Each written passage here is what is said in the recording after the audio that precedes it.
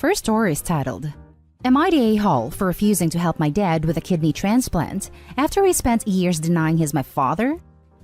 Okay, so I'm sure this might seem like a not the a-hole thing because it's my body, my choice, but everyone is coming down on me hard over this.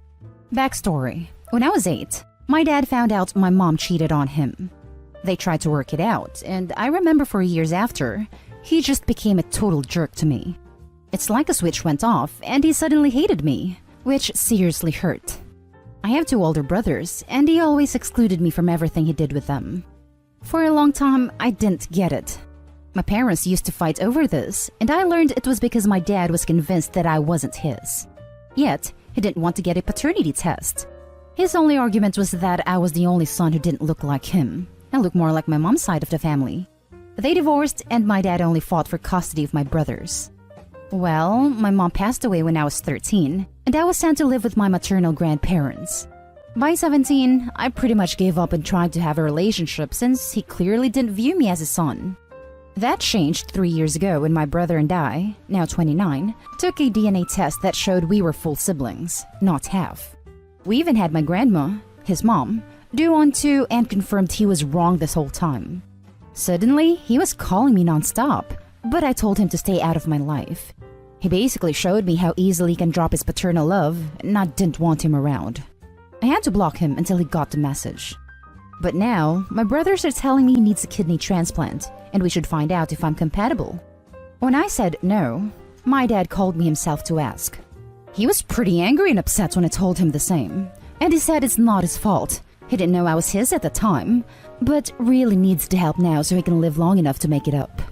We ended the conversation with me telling him I'd rather save my kidney for helping someone I actually care about, and I hope he finds a donor soon, but don't call me anymore. You can imagine the outrage I'm getting now? Not just my brothers, my dad's family, his new wife. All this pressure's being put on me to help out. What's hard is how my brothers have been acting. They're not compatible. Like I'm this monster, and I'm taking our dad away from us because I'm not willing to try helping him. I don't know. It's been very hard doing this, and being told by everyone in my life that is very wrong when it's going to cost him his life. Now for the top judgment of this post. Not the a-hole. If the pressure is too much, go get screened and tell the doctor you are being coerced. They should be able to just say you aren't a match. You aren't permitted to donate under these pressures. They can do that even if I don't actually get screened? I'm not positive. I suggest you contact your primary doctor about this and explain. See what your options are. Thanks for letting me know. I'll try to find out. He said it's not his fault he didn't know I was his at the time. It's literally his fault. He chose not to take a paternity test back then. He chose to just abandon you despite raising you. He chose to punish you for what your mother did. It's his fault, and he doesn't deserve your kidney. And everyone else who's angry at you over this can also get lost. They didn't do anything about his awful behavior either. Not the a-hole. This, OP became a stranger to the dad, and he did nothing after OP's mom died. Dad being sorry that there were consequences to himself is not an apology. The next story is titled, Am I the a-hole for not giving money to help out my sister? Alright, this might sound like a horrible thing from the title, but please hear me out. This is a hard topic for me, and English isn't my native language, so I apologize in advance. I am an 18-year-old man, and my sister is 22. Ever since we were young, she was always the priority for my parents. Don't get me wrong, they never treated me badly, but she was obviously the one they put more effort in. She would get better clothes, a better room, an allowance, and other things. While I was never treated badly, things weren't as good for me. I was never given any pocket money by my parents, thus I started to work really early, 14, as I've learned a few skills in programming and had a good portfolio by then, GitHub, so it was easier for me to get freelancing jobs. In my country, there's some banks that allow people underage to open accounts, but they're still under supervision of their parents. Since I started to work, I became somewhat of an introvert, but that's not the point. Most of my adolescence I spent working on projects. Everything I got, I used to help out with bills at my house and save the rest in my account. The reason I did that was because it is my dream to go to a specific university. It's my dream school, as they have an extremely respected course in programming. And while college itself is free in my country, living isn't. And that school is in one of the most expensive cities in my country. Now, I'm finally 18, and we're in the middle of the entrance exams. I already passed in the first test with flying marks, and I believe the next one shouldn't be a problem as well. However, since I turned 18, I'm no longer suitable for the same kind of bank account I had, which is only for underage, and needed to change. My mother and I went to the bank to change the account, and during that time, she saw the amount I had saved. I won't put numbers, but it's enough for me to live without working for the duration of the course. Though it would be a frugal life. That day during dinner, she and my father started to talk about what I want to do in the future, and I explained to them. However, after a few moments, they stopped me in my tracks. They said that while it was all good that I had an objective, right now my sister was in financial trouble, as she just had her second kid, and her husband and her could really use some help. My mother asked me to give my sister my savings, and I was really shocked. I told her how much I worked for that, and that it was my money, and I didn't want to give it to my sister, as that meant not going to my dream college, since my parents couldn't support me living there. My father said, "Well, you're still young and you can always earn more money. Your sister needs it."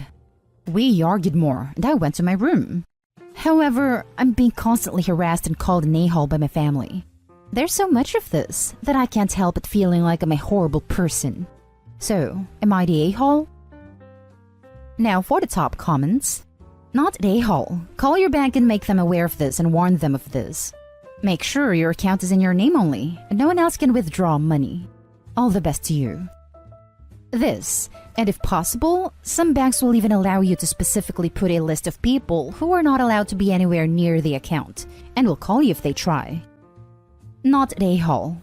If your sister is old enough to have 2 children and a husband, she's old enough to get her finances in line. Not to mention, it's your money. You earned it, and nobody should be forcing you to do anything you don't want to do with it. The fact that they took one look at your bank account and said, this should all go to our daughter, really does not sit right with me. Not the a-hole. It is your money. Make sure it is safe, Opie. Do not give her any. Now for the next story. Am I the a-hole for not wanting my stepsister to come stay with me? My mom moved in with her husband when I, 22 female, was 17. I moved out when I was 18. At the time, my mom's husband had his 3 daughters full-time. But last year, his oldest 14 female, started having issues due to trauma from some stuff that happened years before, and they were advised to give her space with some other family. She moved in with her grandparents, but it didn't help.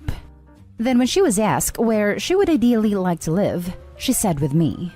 She said she didn't really get to spend any time with me, but I was the older sister she always wanted.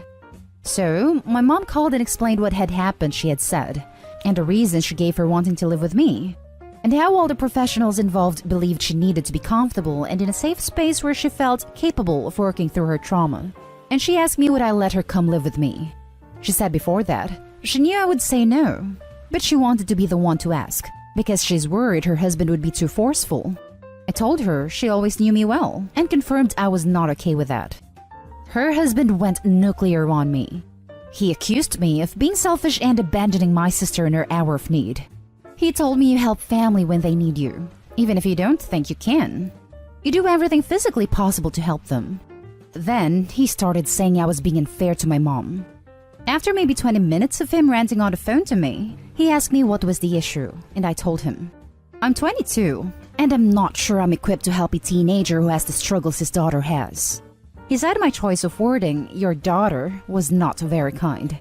He said, at least call her my sister.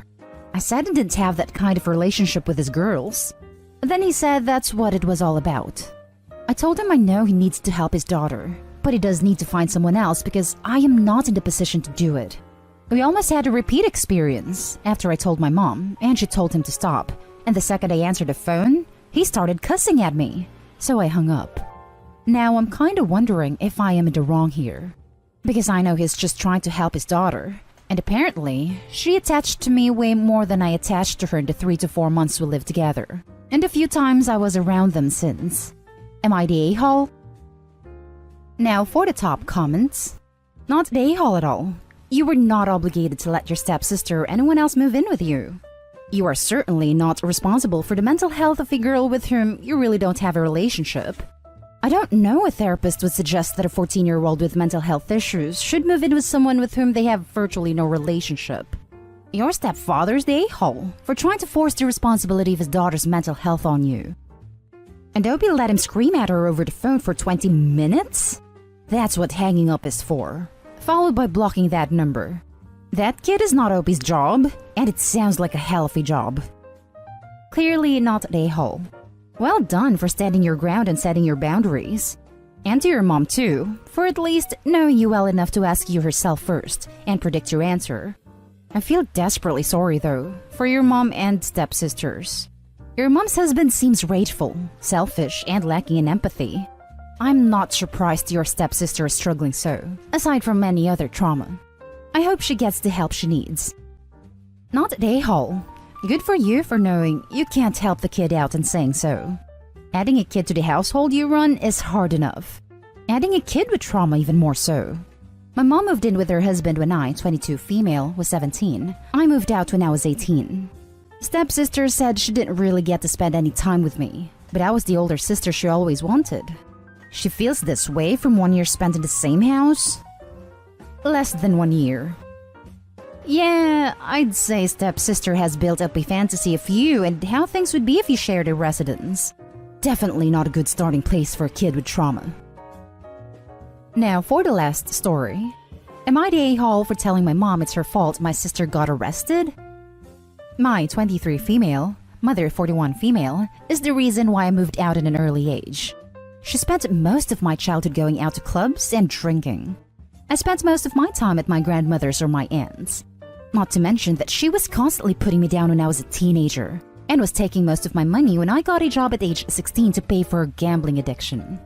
Her behavior did not get better when my sister, 19 female, came along. My sister has been getting into trouble since she was around 14.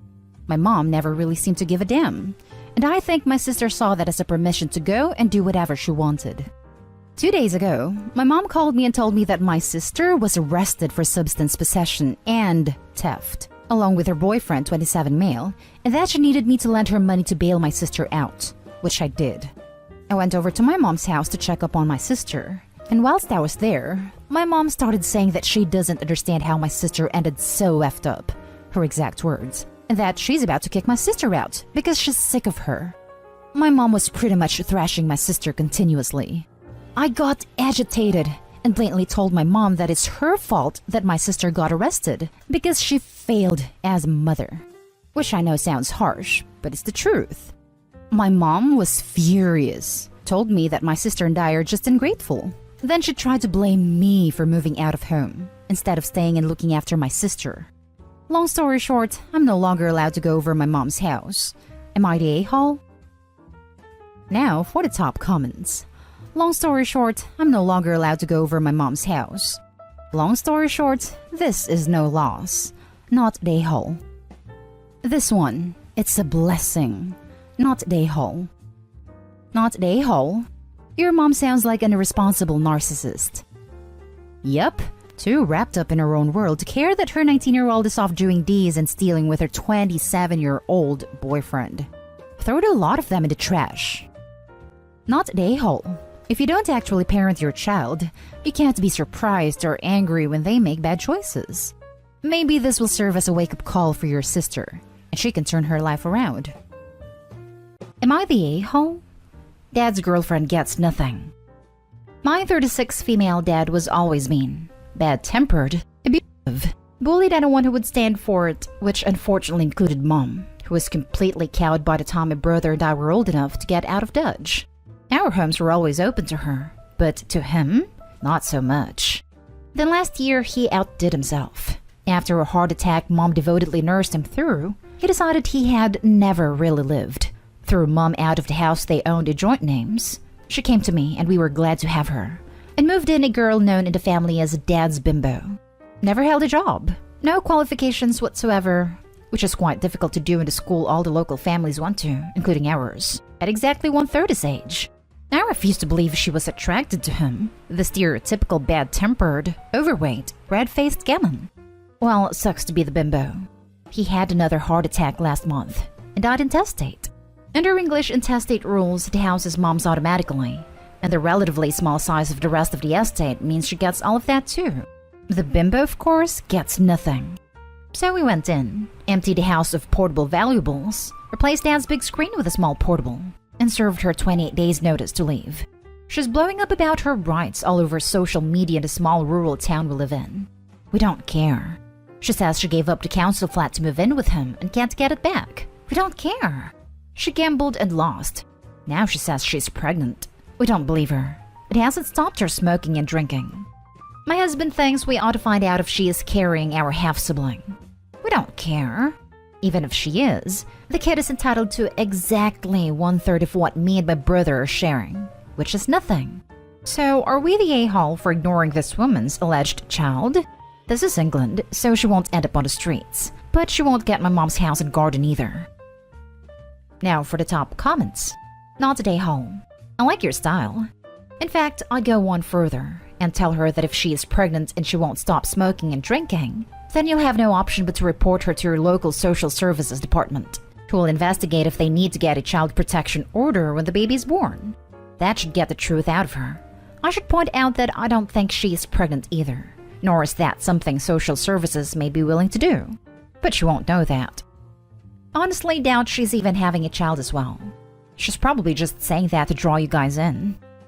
It's a bit invasive, but if she wants to make a stink, get a court order to have her tested for pregnancy, and if she is, then report her for drinking while pregnant. Not today, home. Call her bluff. Take a pregnancy test to her. Do not believe her saying that she went to a doctor. Tell her you need to see said proof of pregnancy right now. If she is, let her know a DNA test is needed for proof that said child belongs to your dad. She still needs to vacate the property with a proper eviction notice. I would address her social media rants with, "Oh, you have rights as a mistress to a known married man? Please show us where." Always call people out on their bluffs. Everyone sucks here. You clearly have some issues with an absolute stunning and skin-crawling level of misogyny and hatred towards women. The level of hatred for and objectification of your late father's girlfriend in this post makes me seriously fear for women around you. You sound like the next incel mass murderer. Get help. It seems to me you have reading comprehension problems. The OP is a woman, and the dislike is towards one person, not women in general. Next story is titled, "Am I the a-hole for telling my stepson that my love is conditional?"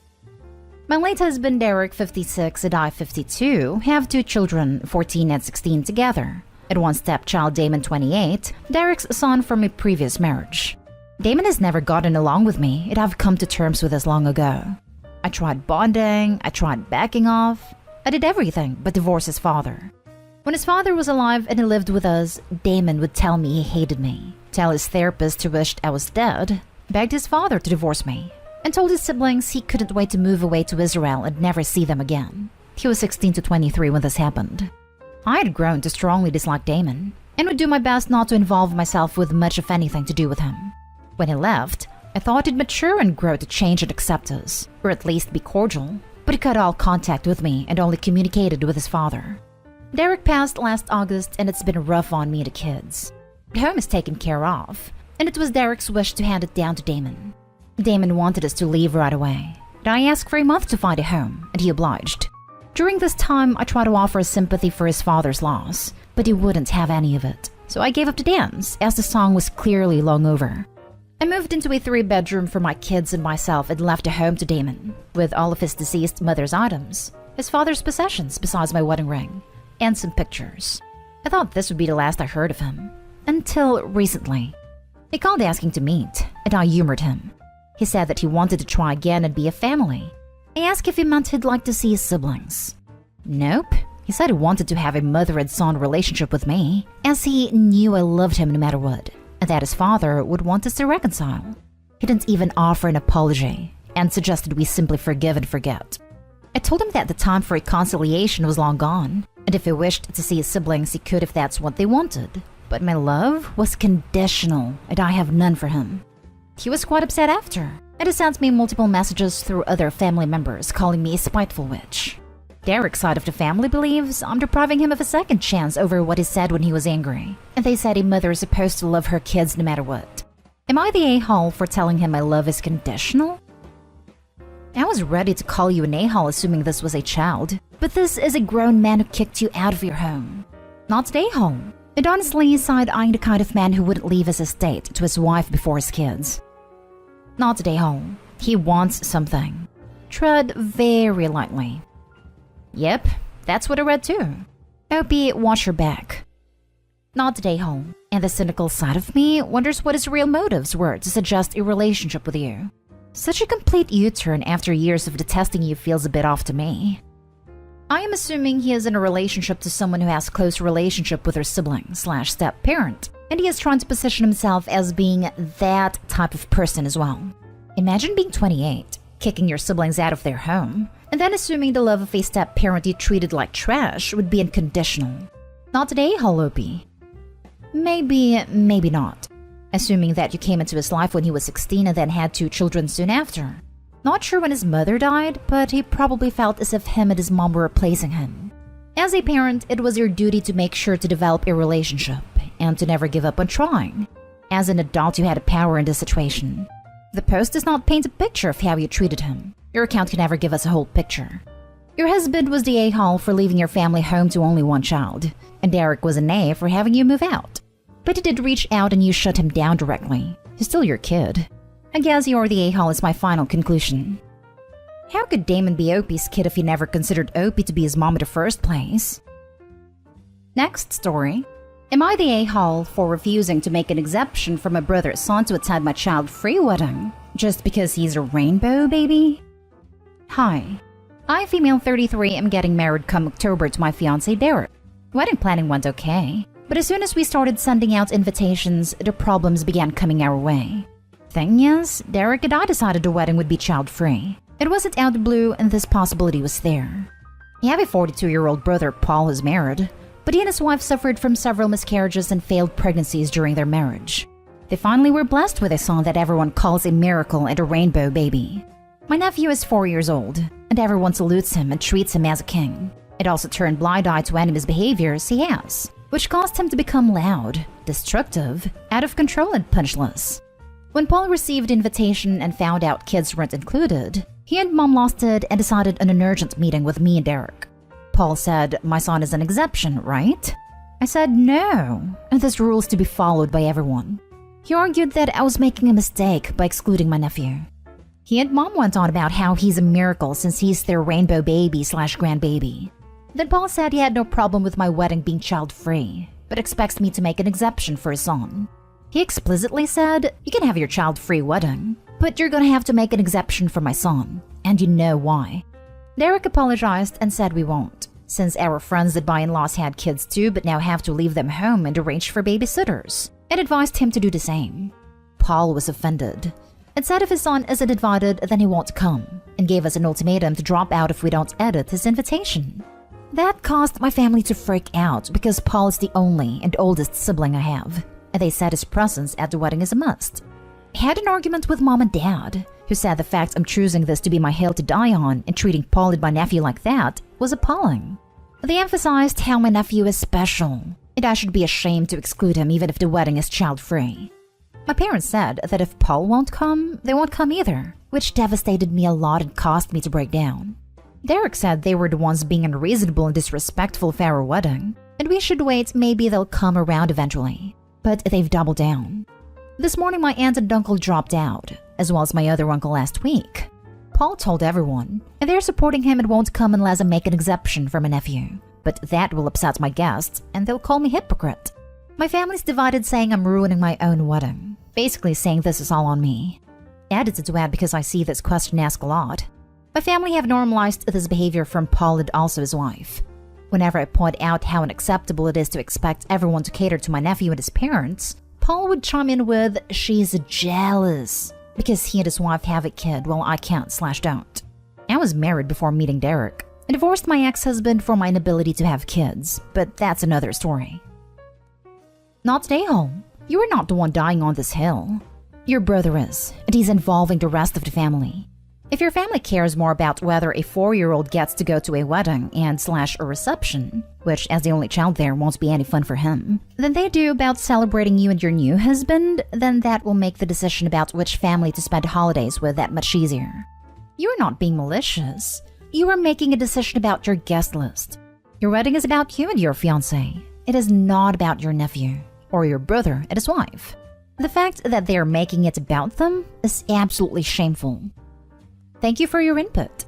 Fact is, there were easy options / routes for Paul to take, like getting a babysitter like Derek suggested, but Paul got extremely offended and agitated talking about how his son isn't the same as other kids, and how he never required a babysitter before. Derek kept rolling his eyes, but not out of disrespect for my nephew, but because of the way Paul spoke. Paul called Derek disrespectful, and he then gave us an ultimatum. It's a shame, and I definitely didn't expect this reaction from them. His son isn't the same as other kids. Paul is right in this. His son is going to be the biggest spoiled a-hole ever if your family keeps up this treatment and attitude. I'm sorry for their prior losses, but rainbow babies are not exactly unique. That's why there is a somewhat common term used to describe the situation. This one is their rainbow baby, but he's still a kid. And you've said your wedding will have no kids. Frankly, as someone else commented, this will make holidays much easier as you'll always know which family to spend them with. That is, Derek's side. Just invite your family. Celebrate your wedding the way you and Derek want and enjoy your life without them. When you choose to have a child-free wedding, you have to accept that some guests will not be able to come or won't want to come. You are in essence saying that you are willing to exclude some guests in order to have the child-free wedding you want. Not the a-hole. Your family are the main a-holes here, but you had to have known this could be the result with these people.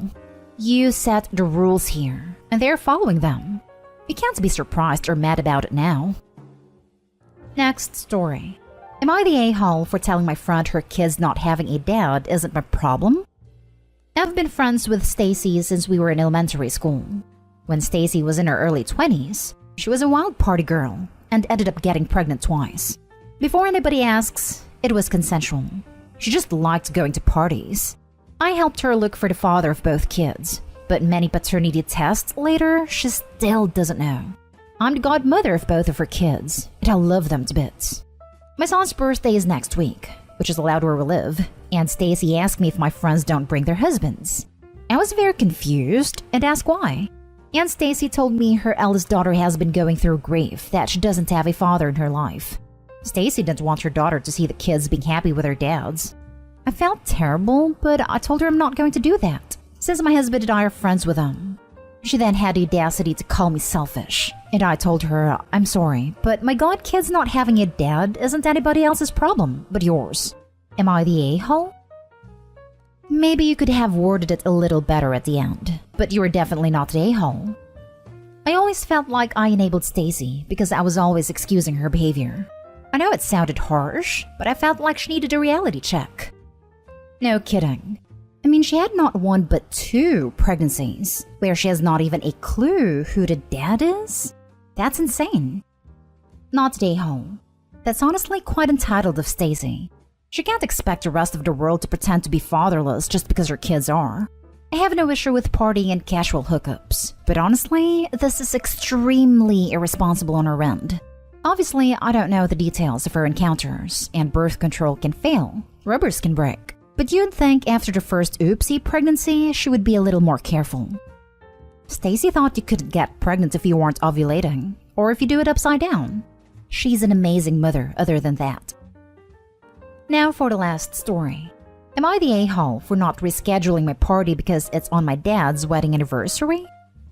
Okay, so when I was a kid, my dad got married to my stepmom 2 days after my birthday, which in itself wouldn't be a big deal.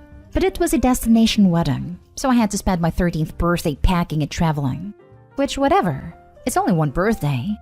Then when I was still a teenager, my dad's side of the family would just celebrate my birthday the weekend before, because of his anniversary. Again, no big deal. Then I'd celebrate with my mom on my birthday. My 25th is coming up and I decided to have a cookout at my house to celebrate and to show them my new place since I moved. I invited some friends, my mom and stepdad and grandparents. I invited my dad and stepmom to be nice, even though I didn't really expect them to come. Well, he called me yesterday, It asked me to have it the weekend after instead because it'd be out of town. I said no. Then it pressed more. It asked, why not? What's the big deal if you celebrate on the actual or not?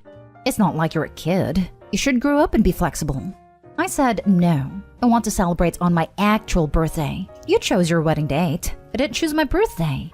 I guess he called me grandma, and she agreed with me that I didn't choose to be born then, but said it's his anniversary, so I should just be nice and have it a different day because he wants to come but can't.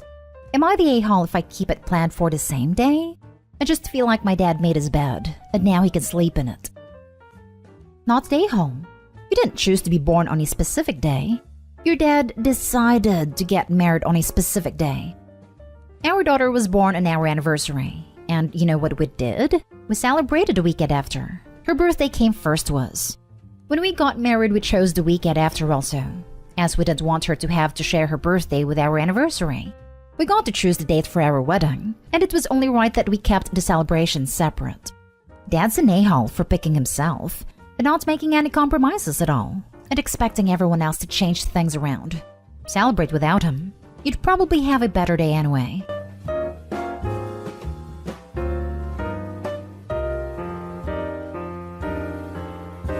Am I the a-hole for telling my mom she doesn't get to act like the victim when she named me after her late husband behind my dad's back?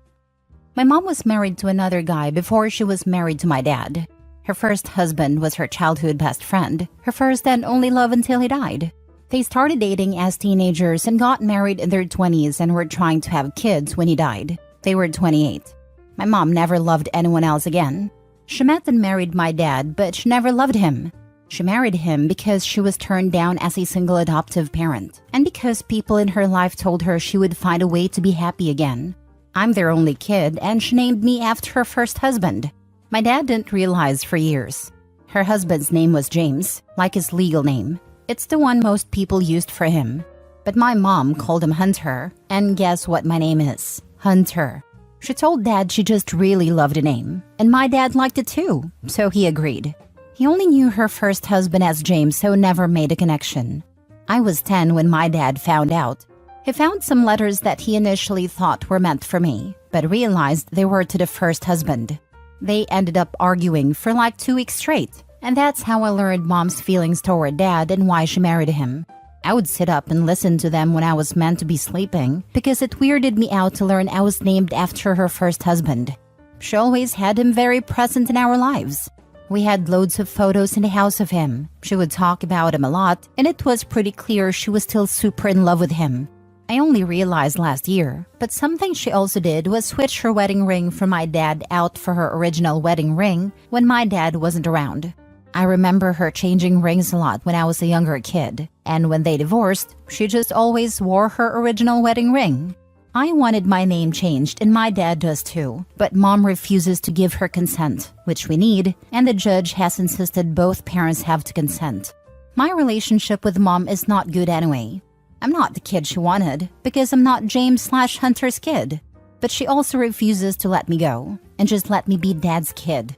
She'll sometimes try some performative parenting, but mostly it's sort of like we're roommates when I'm at her house instead of Dad's. I have to split my time every other week. The judge refused to let me make the decision. My mom's house has photos of her and James all over the place. It's like a shrine to him/to them. 2 days ago, she was crying to her former in-laws that we hate her and how awful my dad is to her. When the call ended, I told her she doesn't get to act like the victim when she lied to Dad about my name and named me after her dead husband behind Dad's back. And she won't let me change my name so I'm not creeped out by the history behind my name. She called me a self-absorbed brat and told me I will never understand her grief. I told her I understood the loss was devastating for her, but she used us and never even loved us. And that was horrible. Am I the a-hole? Now for the top comments. Oof, not the a-hole. I'm so sorry you are dealing with this. It sounds like you do have sympathy for your mom and understand she's a person who has not dealt with her grief in healthy ways. But that doesn't excuse how she has treated you. Making you a part of her shrine to her dead husband is a horrible thing to put on a child.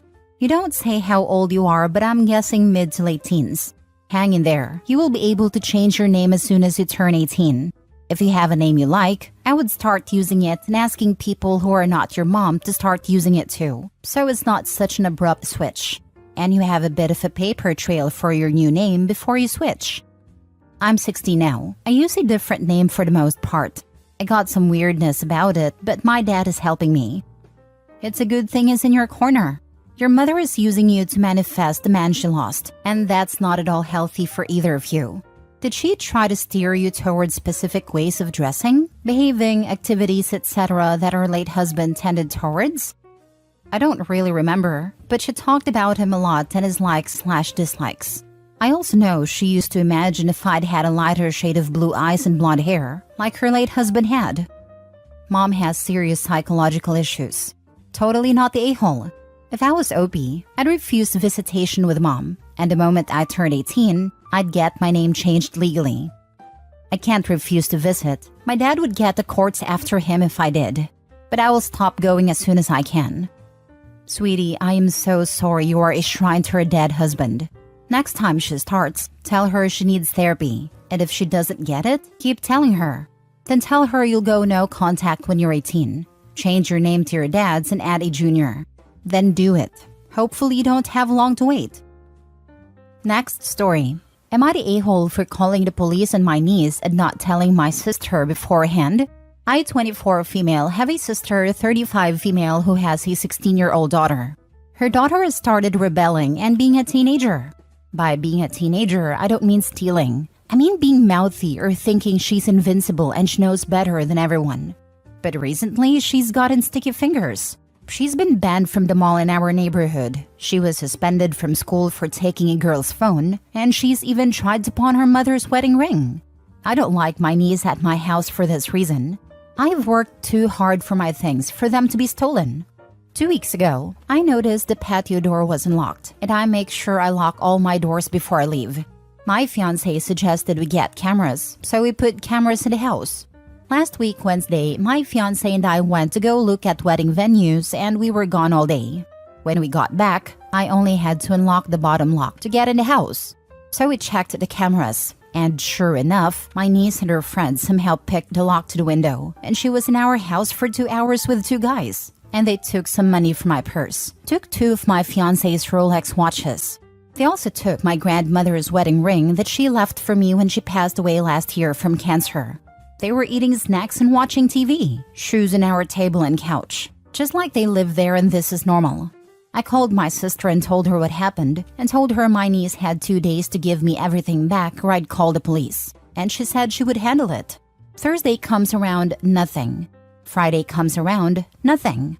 So I called the police, showed them the video, filed a report. I got a call later from my sister crying and screaming that I should have told her beforehand. I told her I gave her 2 days to come up with the stolen items, and I heard nothing back. And I told her I was going to call the police. She's lucky I gave her grace for 2 days. My mom called me and said that you don't have kids, so you don't understand. I told her it doesn't matter if I have kids or not. She committed a crime and brought 2 random people in my house. My safety's in danger. I don't get the whole you should have warned me. Warned her for what? So she could hide her? I don't think I did anything wrong. My sister and her husband said they won't be coming to our wedding, and I told them the invitation was revoked when your daughter stole my things. I've been getting threats from her husband now. I want to block them, but my fiancé says keep all the evidence in case something else happens. Not the a-hole. Your niece has some serious issues, and she needs to understand actions have consequences. Question though, how did she get into your house? The second time she snuck in through the kitchen window. That is terrifying. Imagine how we feel that she was bold enough to bring 2 strange men into our home. I don't feel safe here. Start going to local pawn shops to look for your stuff. Take pictures if you see it. Step outside the store. Call the cops. Also, check Etsy, eBay, FB Marketplace, Craigslist, etc. Definitely not the a-hole. You were incredibly generous to give them 2 days grace. Have you had any of the items since you called the police? Your sister and husband have absolutely no right to be rude and threatening. Maybe they can use that energy to deal with your niece. Not the a-hole. Your niece is a scumbag, and your sister is a crappy mom. And her husband is a crappy father. There's definitely a connection here. When I read that he was threatening them, I just said, yeah, naturally if her dad is a deadbeat, she's more likely to act out and get into criminal mischief. Edit. We do have a security system now. We've changed the locks. We were getting a safe for his watches and the more valuable stuff. We were planning on moving by the end of the year and none of my family will know where I live now. I don't feel safe here, knowing two random men know where I live. My fiancé also says that we're getting a guard dog. We were already talking about getting a dog. No, this isn't just for guarding. We wanted one before, but we were waiting until we moved. Also, by beforehand, my sister meant like the day I called the police. Also, I have not gotten my things back as of yet, hopefully. I'm calling around to local pawn shops, checking Facebook, Craigslist, all of it. For all the people calling me names over calling the police, you're also not giving me any other solutions. I did not want to call the police, which is why I gave her 2 days. I don't think any of you know how unnerving it is to have your home broken into. You don't know how unsafe it feels to walk into your home, scanning if anything is gone, hearing a creak and wondering if they came back. These two random men she brought know where I live. I should feel safe here, but I feel anything but that. If this had been someone else's home, she could have been seriously hurt or dead. Hopefully this was a wake-up call. If she needed money, she could have asked me, not broke into my home with two men who are still on the streets and could come back at any moment and do Lord knows what. Last story. Am I the a-hole for telling my cousin I am not sorry about what happened to her dad's life after he hit me? My aunt used to be married to a guy called John and they had my cousin Abby. John was a pretty awful guy. I knew that even at a young age. Our whole family hated him. He was a drunk, belligerent, had a temper, all the usuals. My aunt was blind to it. One day when I was 8, I was over at their house with Abby, and my aunt was supposed to be watching us. I can't remember the circumstances of why I was there, but my mom insists they must have been desperate for childcare. Anyway, my aunt was supposed to be there and John was supposed to be at work, but she gave me a phone just in case of emergencies. John came home at some point during the day and went straight to bed. Me and Abby were playing in a room and my aunt was downstairs. I guess we were making too much noise because John woke up and totally lost his mind. He stormed into the room, screaming at us. It all happened pretty quickly, but from what I remember, he shoved Abby to the ground and kicked her. Not hard, just sort of pushed her with his foot while she tried to get up. I ran and hid behind a bed, but he came and grabbed me. He dragged me over the middle of the room and slapped me. Again, not that hard, but enough to make me cry, because I'd never been hit before. My scream brought my aunt into the room and she was pretty scared. I remember her being really upset, and John defending himself saying we needed to learn to be quiet, and it was her fault for not watching us while he was sleeping. Eventually, he left the room and my aunt was comforting me. She begged me not to tell my mom. She offered me money and ice cream to stay quiet. I was so scared that I agreed. But right after we had ice cream downstairs, I went to the bathroom and called my dad and told him what happened. 20 minutes later, my dad shows up and demands to see John. I won't describe in too much detail what happened, but John ended up in the hospital after my dad was done with him. It was made clear that John was no longer welcome in the family and that my aunt wouldn't receive any more financial support if she stayed with him.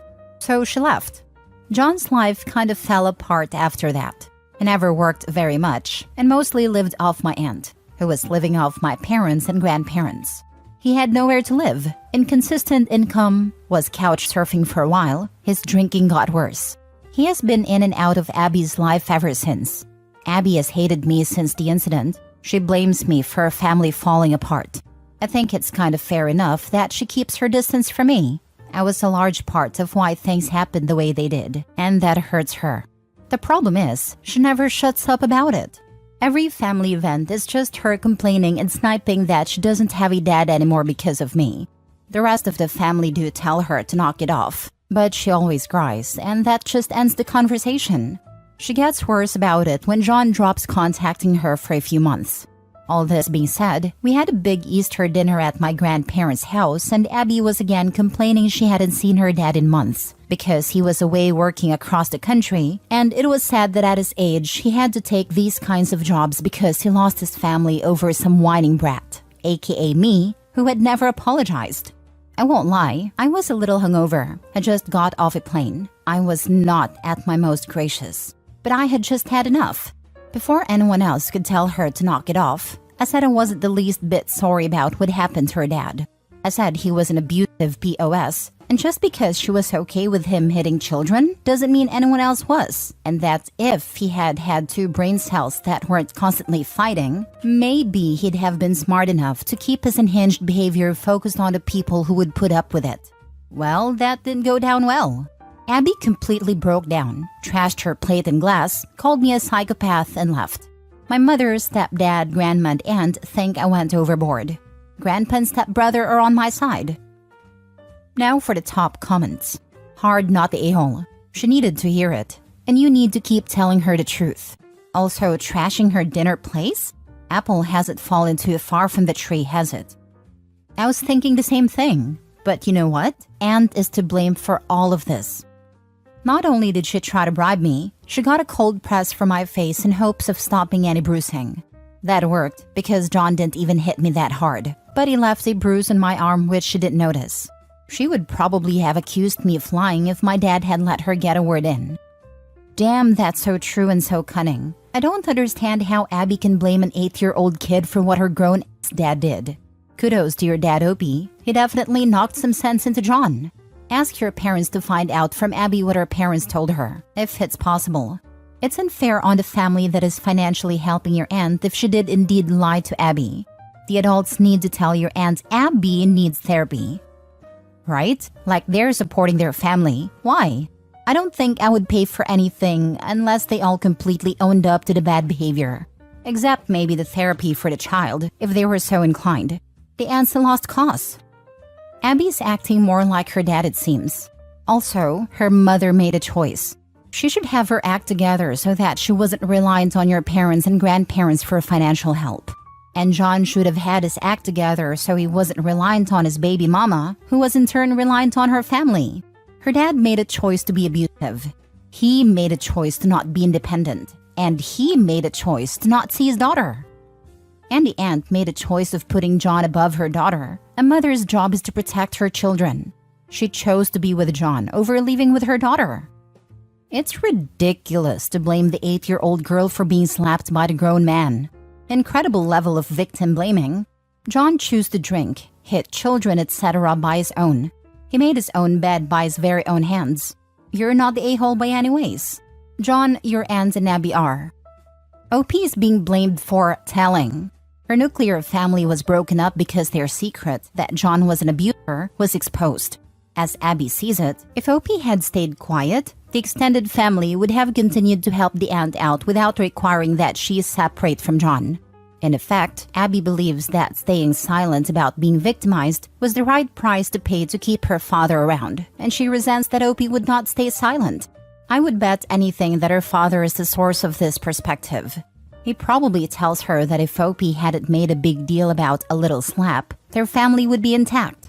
Definitely Abby has problems. But the aunt, who accepted the abuse and tried to get OP to hide it, is to blame for going along with this narrative. Instead of teaching Abby not to accept this treatment and encouraging her to rejoice that they were free of their abuser, the aunt seems to have accepted the narrative that she had to give him up in order to continue getting financial support from the family. And she may not like it that Abby attacks OP verbally, but she doesn't seem to have done anything to stop Abby's whining accusations. She sounds like a bigger piece of work than her daughter.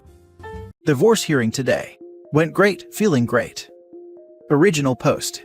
My 33 male, wife 33 female cheated on me in December. I walked in on them at his house as I knew what was going on. It was my stepdaughter's father. I have been kicking him off our property for years and keeping his anger in check. I spent all day taking care of the house, the pets, the yard, and her daughter, 4 female. When we got married, she had me donate my beater so I could drive one of her cars. I even did a little part-time work on the side at the law firm she works at. My days began at 6 in the morning and ended as late as 2 a.m. some nights because of all the chores I was responsible for. I tried to forgive her but continued catching her talking to him, and even making plans to sleep with other male friends, all the while assuring me she wanted us to work. She mistreated me sexually and emotionally, telling me that cheating was my fault because I should have done something to stop it, and using guilt and threats to make me sleep with her when I was clear I wasn't ready for that. She got pregnant after I caught her with him and I asked for a DNA test. Instead, she went and got an abortion immediately and blamed me for that too. I decided to leave last month and quit my job. Since then, my family has been supporting me and I struggle every day to get out of bed and even just feed myself. We were married less than a year.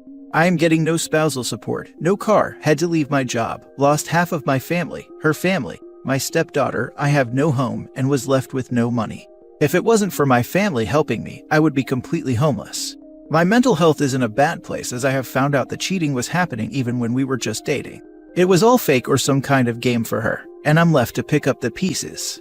I was cheated on and maltreated, and I am the only one being punished. I'm told there's little I can do by my lawyer, whom I trust a great deal. He is a trusted family friend. What do I do with all this emotion? How do I fix myself? I know I need to take baby steps, get another job, etc., but leaving the house feels like an insurmountable task right now. I'm struggling with severe depression and anxiety in public. Even being with my friends is extremely taxing and leaves me a sobbing mess when I finally can drive home. I feel broken and nothing is getting better and I don't know what to do. Now for the top advice before reading the updates. OP, you need therapy.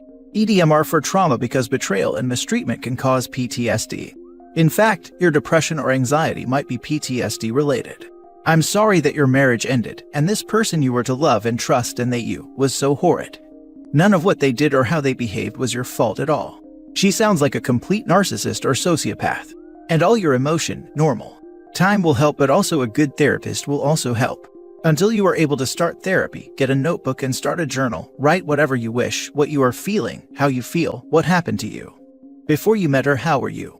I hate hearing someone was treated this bad by anyone. Please take care of yourself and be kind to yourself here. I was happy living in a little apartment I loved. I spent my days cooking new meals for friends, making crafts, or out hiking, biking, and kayaking all over my home state. I used to like to rock climb and sit in high trees or rocks to admire the landscapes here in the Midwest. I saved my money and traveled to Scotland and Germany with dreams of going to see Siberia someday. The other day, a good friend and I sat out on a flooded quarry in kayaks, ate wild grapes that were growing on the shoreline, talked about apes, and reminisced for hours. It was the happiest I've been in a long time, but I still sobbed all the way home that night. I feel like I am drowning, and that person I used to be is dead and I'm just faking it. I will see what I can do about therapy once I get a stable job going. I have a notebook going already, too. She tried hard to gaslight me once my friends found out, and I didn't want to forget all the things she had done, so I made a list and a timeline. You sound like an amazing person, OP. Yes, you are that same person, except you were treated horribly by someone you trusted when you never should have trusted them. Truthfully, she sounds like a narc. They pick not the weak, they are not the challenge, they try to bring down the strong. Own that. And even strong people cry and break down and deserve help. But we or you will repay others for all the help they have given you. No. She was the fake, you are real. She is now your enemy, and as you look back, you might see the red flags that you ignored. You need to truly recognize those to not pick someone like her again to be close to. There are people out there that would never hurt another like she did or does. Focus on you and healing, and go no contact with her. She doesn't deserve you, she isn't worthy. I appreciate the kind words, but I'm just a totally average guy, and I just want my simple life back. I don't think I'll be ready to trust another partner for a long time, if ever. I'd hate to project any leftover insecurities on a new relationship. Aside from getting tax info from her for the divorce, we haven't been talking. She's mad that I wanted one of her cars so I would have reliable transportation. Fortunately, she lives about 50 minutes north of where I am now living, so the risk of seeing her around is small unless she shows up somewhere. Don't ever just do something for your significant other, especially one you don't know. As you guys were not together long, you did not know her. Sorry, OP, but you asked for this when you said you had to keep kicking her ex out of the property, as he was there likely because your wife was telling him to come. He was showing up to try and assault me and take his daughter from me while I was home alone with her. The signs are there now, but I figured that since we had been together since her daughter was a baby, I could trust her, and I suppose that is my mistake. Now for the first update. A friend informed me that my ex-wife will be bringing the affair partner to the divorce hearing as a final jab at me. How should I deal with this? Several friends have offered to come as support, but some have said I should just do my best to ignore them. What would you do? Take a picture of them together, because in a few months or years, they will be back in that same court getting divorced as well, because one of them is cheating again. Just wait, it will happen. My ex-wife has cheated on everyone she has dated since high school. It came out during couples therapy by her own admission. She had cheated on her previous boyfriend with me and I had no idea. Seems to just be her MO, and the affair partner was physically harming her a few years before we got together, but I'm sure they'll be very happy this time. I would greet the guy and thank him, then hand him a sheet of paper that lists all her exes, their contact info, and info on how she cheated on each of them. Tell the affair partner I wish someone would have done this for me, because I had no clue she was cheating with me on her last relationship. Tell me you won't have the biggest grin on your face while the lawyers are talking about divorce, and you are watching him reading the paper and her getting nervous. OP, dress for success that day, be in your better suit, and go as if it was the most important day of your life. In the courtroom, be as kindest and well-behaved man as you can and tell your friends to do the same. But if any of you have to talk to them, do it only through your lawyer and or apply the gray rock to them. Try ignore them as much as possible and try not to even look at them. Your attitude should be like you were there to pay your taxes. Just go and do whatever you need to do, sign everything and leave with your friends. After all that, just say, okay boys, beers are on me, and invite your lawyer to drink with you and your friends. Showing indifference towards your ex and affair partner without being a jerk will hurt their ego more than you being angry or in pain. They will try to press your buttons, but remember, if you fall in this, they win. Don't let them win. Already have the suit picked out. This will likely be my plan. I've known my best friend for over 30 years, and he and I are gonna have a day out after court. Just say something like, you bring him now, so he isn't shocked when he has to come back later. Funny story, they're already adversarial in court over their daughter. He's trying to get out of paying child support because he is a deadbeat dad. Damn, what a mess. Well, toxic people attract toxic people, I guess. Poor kid. She's really suffering in all this and it kills me. I had her every day till suddenly I was gone. She's already got issues from her bio dad mistreating her, and I'm sure that's only going to get worse. And now for the second update. My divorce hearing was finally today. My post history contains my full story, but TLDR, I was mistreated by my ex-wife after catching her in our bed with another man days after Christmas last year. I tried to reconcile, but as time went on, I kept catching her talking to the same guy, and even planning to go see others out of town while getting inappropriate raunchy Snapchats and texts from them. All while lying to my face and telling me she has cut contact. Every single time. Same story. I finally told her I was leaving and would be filing for divorce, and she told me again that if I left, she would end me. Here we are though. I am alive and she is permanently out of my life. I came home from the courthouse and hit a few new maxes in the gym, and I'm all around feeling great. She doesn't know where I live, moved out of town, and she doesn't know where my new job is. This woman, who I love dearly and would have done anything for, took everything from me. My job, my car, my home, my stepdaughter, my marriage, my mental health, and potentially my baby. Even though I am confident it was a fair partner's baby, she terminated it when I asked for a DNA test. This entire year has been an unending hell for me, and all the while she blamed me for leaving and tearing apart our family. By the time she arrived this morning, I was already speaking to my lawyer. We just had to be present and get the papers signed by the judge. I never looked at her once, not even when she tried to hand me mail from the house. I just grabbed it and kept walking. I did notice that a fair partner didn't come with her, odd since she had been saying to mutual friends he would be coming with. Everything proceeds fine. I was stressed and emotional on the inside, but I kept a gentle smile on my face and kept my spirits high. She was sounding like she was about to cry, but I never looked. It wasn't till I got home that I noticed a note mixed in with my mail. A fair partner wasn't there because he got some other girl he was seeing pregnant. I tore it up and threw it away. She had a loving husband, and she cheated, lied, and hurt me till I left her, and she did it for a loser that was seeing other girls anyway. The cherry on top is that a fair partner hates being a father. He is lazy, beat my ex-wife when they were together, and drops his daughter off with his mother anytime he has her. The kid called him by his first name and called me dad because she barely knew the guy. His own mother cried on Christmas while we shared a drink because she was so happy her granddaughter had me in her life. This new baby will destroy his life even further. My only hope is that whomever he is having this baby with gets away from him as soon as possible for the baby's sake. Despite how high energy I am, I feel very alone today, and am bouncing between very happy and very muted. Sorry if this is all over the place, I'm just feeling very strange. I thought it would feel better, but if I'm being honest, I wish none of us were suffering. You're allowed to grieve. You're allowed to be sad. It almost sounds like you will miss her daughter more than her. I get the impression that you enjoyed being a dad. There is still time to find someone who will be all in just for you. I started over at 32. I was found by a truly amazing woman. We've been a couple for 26 years, married 24. I'm in my 30s as well, so this was nice to read. I'm glad you are doing well. I also caught my ex with her affair partner. We were 2 months from our wedding day. At least there was no need for a divorce. She moved out of our house the next day and in with her affair partner. What happened after was something I never would have thought in my wildest dreams. I posted my story a while ago. You would like to read it?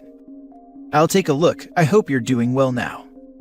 You really need to get to therapy to work on yourself. Her cheating is not on you, but you have given this woman too much agency and have aided her disrespect to you by your enabling behaviors. The reason for the therapy is if you don't work on your self-esteem, self-love, and respect, you will repeat your same enabling behaviors in future relationships. You have an opportunity to grow and be a stronger person, but it is up to you to make the changes to grow. My new job came with very good health insurance, and I am already moving in this direction. Thank you for the advice. I have a lot of work to do before I get back out there, really just focusing on myself for a while. Now for the last story. Soon-to-be ex-wife is upset I told my parents about her affair. Original post. My wife and I are separated after 14 years of marriage. Today she called and asked if I told my parents about her affair, and I said yes.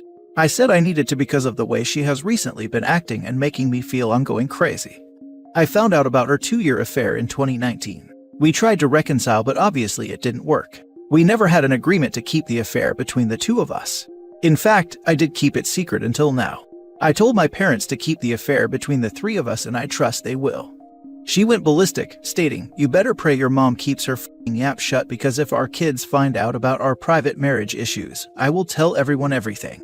Mind you, there has never been an issue of anyone on my side of the family keeping a secret. Her side cannot keep anything private to save their lives. And go ahead and tell people, I've got a lot more ammo than you if you want to start spreading dirty laundry. She wanted me to call my mom and see who she's told and impress upon her the importance of keeping it from kids.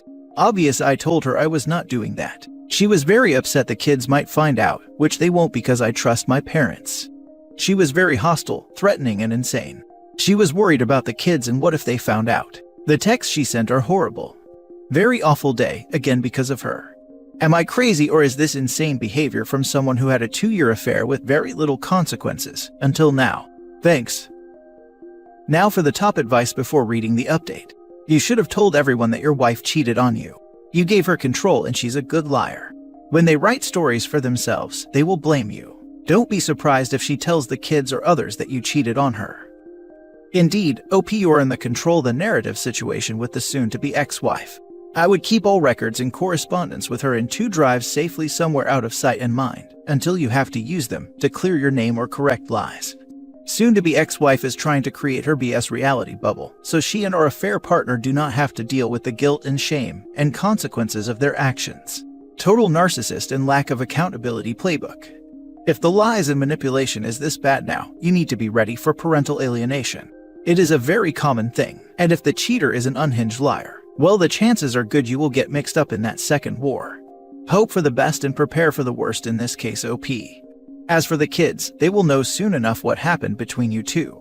They will want to know what the truth is. Keep those texts that your soon-to-be ex-wife threatens you with. Kids grow up really fast, especially with the internet now, and they want to know. Keep those texts she sent. Document any and all damaging behavior. If at some point she tries to turn your kids against you, you'll have evidence of her reprehensible behavior. You did nothing wrong by confiding in your parents. You can share your story with whoever you wish. And you don't have to listen to her or engage with her. Make it mandatory that you only communicate via a co-parenting app and hang up the next time she calls to yell at you. Thank you, and I'm doing the co-parenting app in the morning. I'm done with her BS. Why stop at telling your parents? Tell everyone. Friends, family, her parents, your parents. I do not know the age of your children, but I would also tell them. Keeping it from everyone is basically lying. Everybody is entitled to know the truth. Why are you so afraid of your soon-to-be ex-wife? Expose her to the max. There is no reason to keep it secret. The only thing you are doing is telling the truth. Now for the update. Thank you all for the comments and suggestions. I really appreciate it. I will take all of them to heart. I know I've made mistakes in this process, and I'm committed to not making any more. My kids are too young to tell 7 and 11. To be honest, I'm scared because of the legal system and how it favors mothers. Even though she cheated and she is the drunk, I've heard so many good fathers and husbands getting screwed. I haven't talked to her since and don't want to. She's such a sociopath and narcissist. Thank you all for the support.